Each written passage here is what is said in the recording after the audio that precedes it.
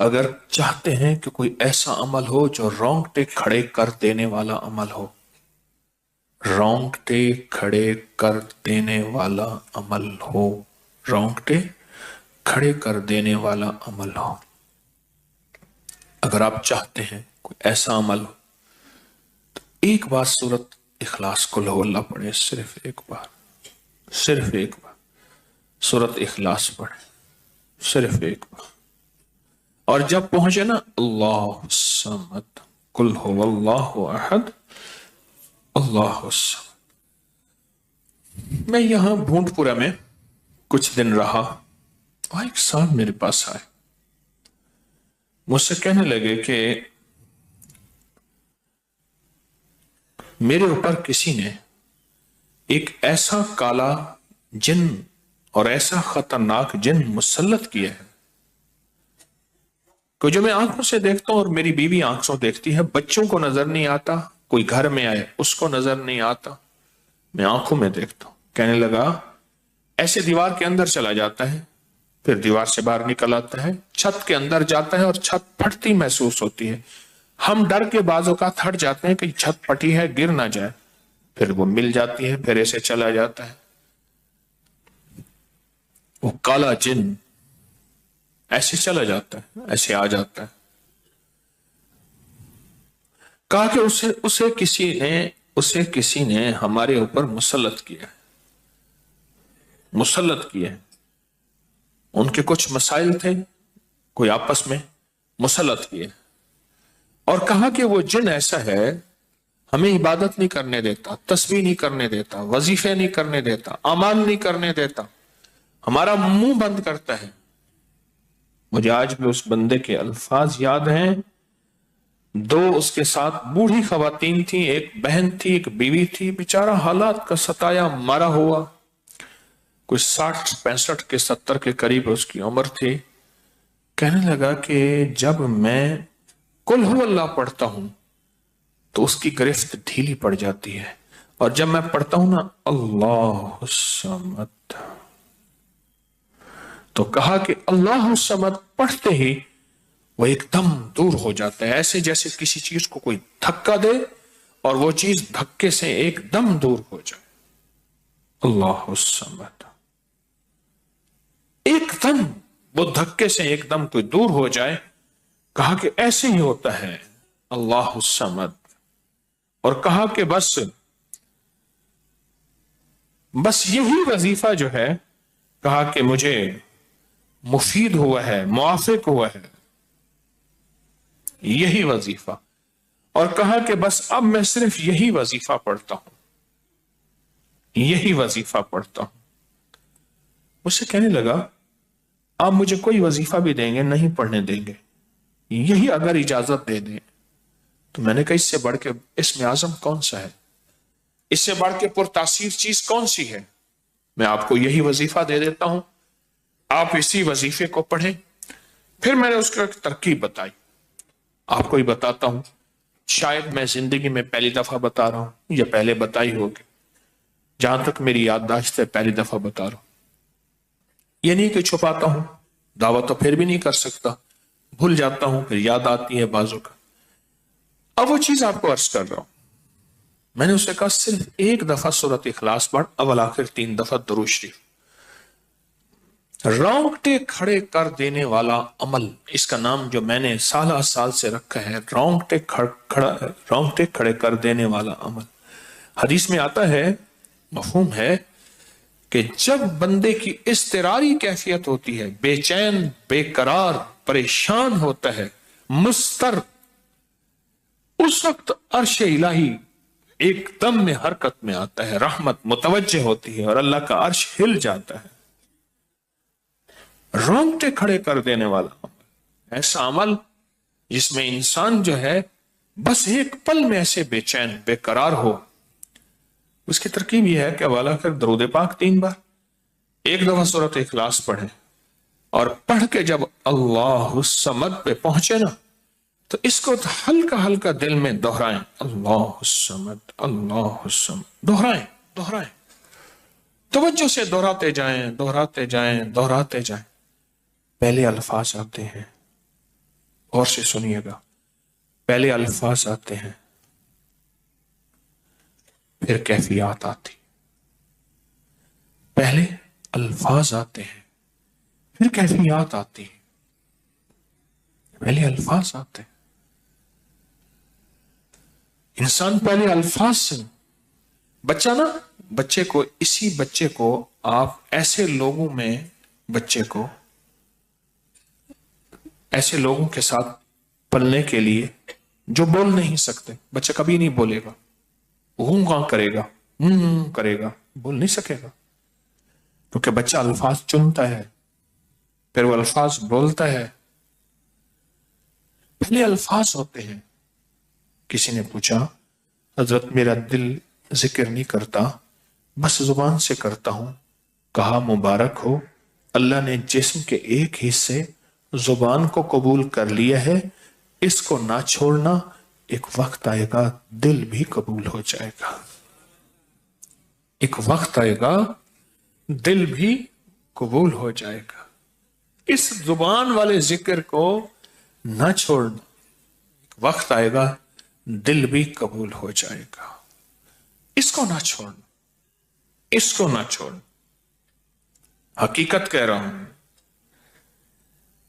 میں نے اس سے کہا کہ ایک ایسا کام کر، تنہائی میں بیٹھ، اور تنہائی میں بیٹھ کے نا، بس صرف تو ہو، اللہ ہو اور بندہ ہو، تنہائی میں بیٹھ، اور تنہائی میں بیٹھ کر، تنہائی میں بیٹھ کر آپ نے ذکر کرنا،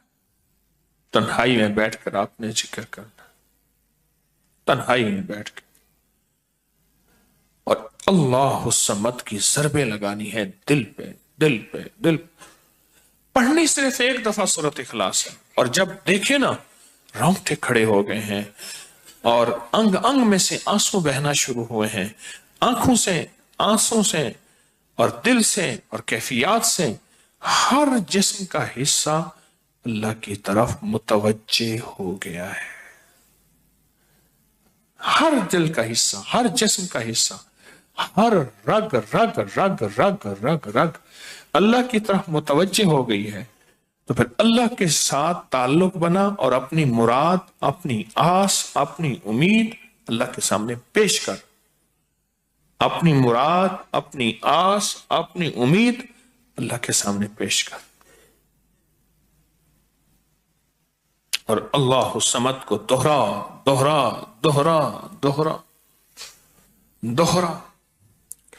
یہ جو جنگلوں میں کہتے ہیں چلا کیا فلاں بابا جی نے،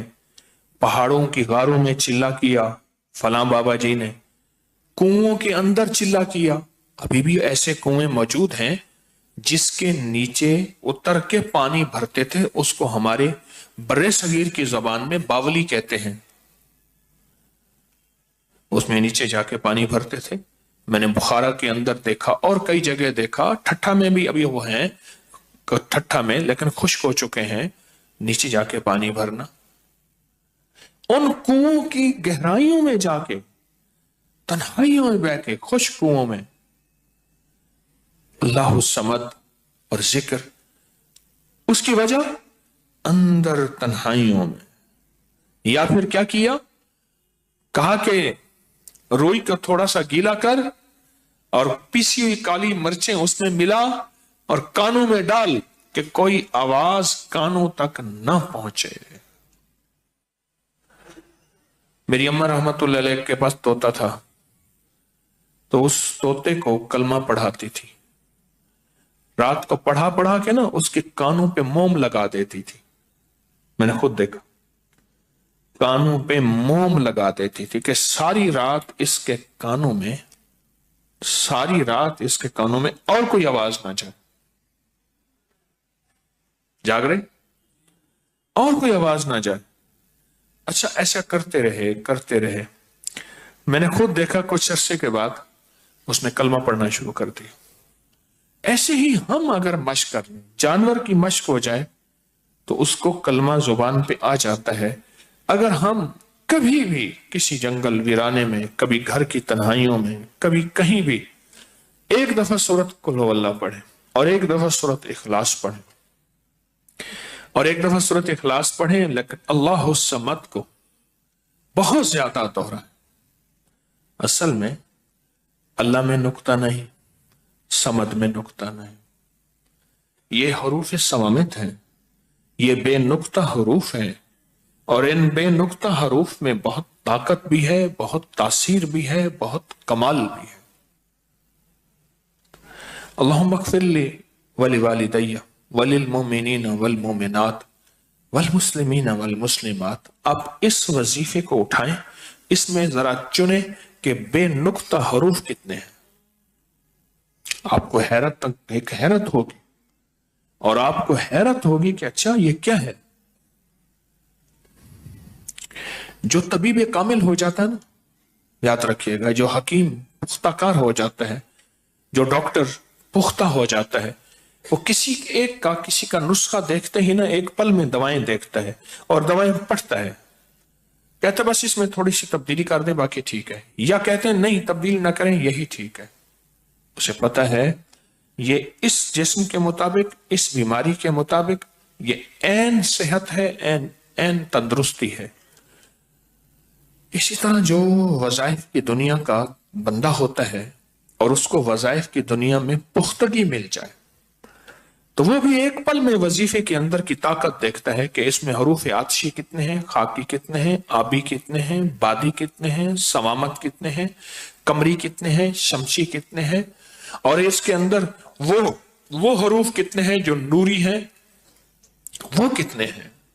ایک پل کے اندر اسے وظیفے کی طاقت اور تاثیر، اور ایک پل کے اندر اس کے کمالات اس کے اندر کھل جاتے ہیں۔ اندیکھا جہان ہے، لاہوت مالاکوت کا جہان ہے۔ ایک صحابی حضرت معاذ بن جبل رحمت اللہ رضی اللہ تعالیٰ عنہ، وہ فرماتے ہیں کہ زندگی محدود ہے، علم لا محدود ہے۔ انہی کا فرمان، شاید انہی کا فرمان ہے کہ زندگی محدود ہے، علم لا محدود۔ تو جو علم لا محدود ہے اس کو ہم نے اپنی عقل سے سمجھنے کی کوشش کریں، اپنے شعور سے سمجھنے کی کوشش کریں، اپنے احساس اور ادراک سے سمجھنے کی کوشش کریں تو نہیں سمجھ سکتے۔ علم ہے ہی لا محدود، اس کی حد نہیں ہے۔ کبھی اگر آپ رونگٹے کھڑے کر دینے والے عمل کو چاہیں نا تو بیٹھ کے اس کی مشق کر لیں۔ دوسری یا تیسری مشق کے اندر آپ کو توجہات مل جائیں گی، ایک پل میں وجدان مل جائے گا، آپ حیران ہوں گے یہ کیا ہوا، اتنا جلد مجھے توجہ مل گئی، ساری عمر میں بڑی بڑی دعائیں مانگتا رہا، کبھی توجہ نہ ملی، کبھی کیا نہ ملی، توجہ نہ ملی، اور پل کے اندر اتنی مجھے توجہ مل گئی، اب حیران ہو جائیں گے۔ اللہ الصمد، جب اس کو انسان وجدان سے اور پورے درد سے اور پورے غم سے اور پورے درد سے بندہ اس کو دہراتا ہے، اس کے اندر جتنے بھی حروف ہیں وہ سارے وہ